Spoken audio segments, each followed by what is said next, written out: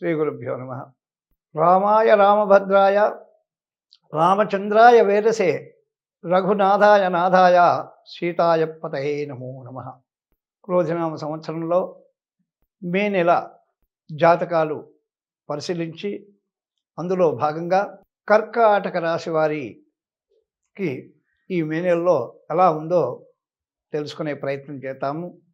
He, who, హే, హో, డ, D, do, day అనగా పునర్వసు ఒక పాదము, పుష్యమి 4 పాదాలు, ఆశ్లేష ఇవి కలిపి కర్కాటక రాశి అవుతుందండి. వీరికి మే నెలలో ఆదాయం బాగా ఉంటుంది, ఖర్చు చాలా తక్కువ ఉంటుంది.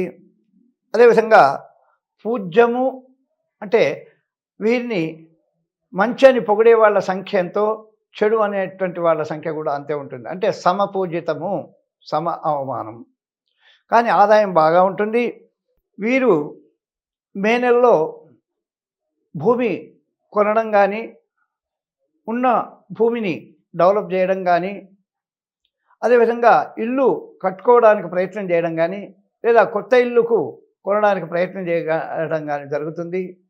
తద్వారా వీరికి ధనానికి కొదవ ఉండదు మే నెలలో.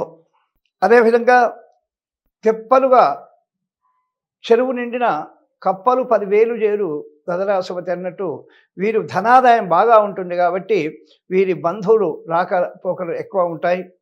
బంధువుల సమాగమము, బంధుమిత్రులు రావడము, వీరు వాళ్ళ ఇంటికి వెళ్ళడము, ఈ విధంగా వైశాఖ మాసంలో బంధుమిత్ర సమాగమం చాలాగా ఉంటుంది ఈ కర్కాటక రాశి వారికి. అదేవిధంగా వీరికి నూతన వ్యక్తులతో పరిచయం ఏర్పడుతుంది. కొంతమంది ప్రముఖులతో పరిచయం కూడా ఏర్పడి కొన్ని ఆపత్కాల సమయంలో వీరికి అక్కరకొచ్చేటువంటి మిత్రుల పరిచయం ఏర్పడేటువంటి అవకాశం ఉంది. అదేవిధంగా వీరికి వాహన యోగము కానీ, కొత్త ఆభరణాలు కొనడం కానీ, ఏదైనా కొత్త వస్తువును కొనేటువంటి అవకాశం మెండుగా ఉంది మే నెలలో కర్కాటక రాశి వారికి. మరి వీరు రియల్ ఎస్టేట్ చేసేవాళ్ళైతే రియల్ ఎస్టేట్ కానీ, మరి కొనడము అమ్మడము అది చేసేటువంటి వాళ్లకు ఆదాయం బాగా పెరుగుతుంది. వీరు ధనాన్ని పొదుపు చేసుకునేటువంటి అవకాశము ఈ కర్కాటక రాశి వారికి మెండుగా ఉంది మే నెలలో.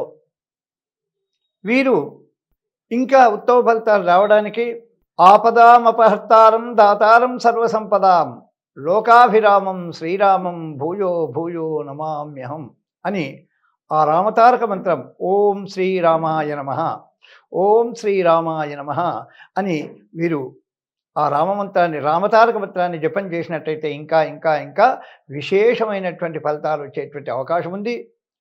వీరు మొత్తం మీద కర్కాటక రాశి వారికి మే నెల అంతా కూడా సౌఖ్యంగా జరుగుతుందని చెప్పవచ్చు. ఇది కర్కాటక రాశి వారి యొక్క మే నెల ఫలితము. శుభం భూయాత్.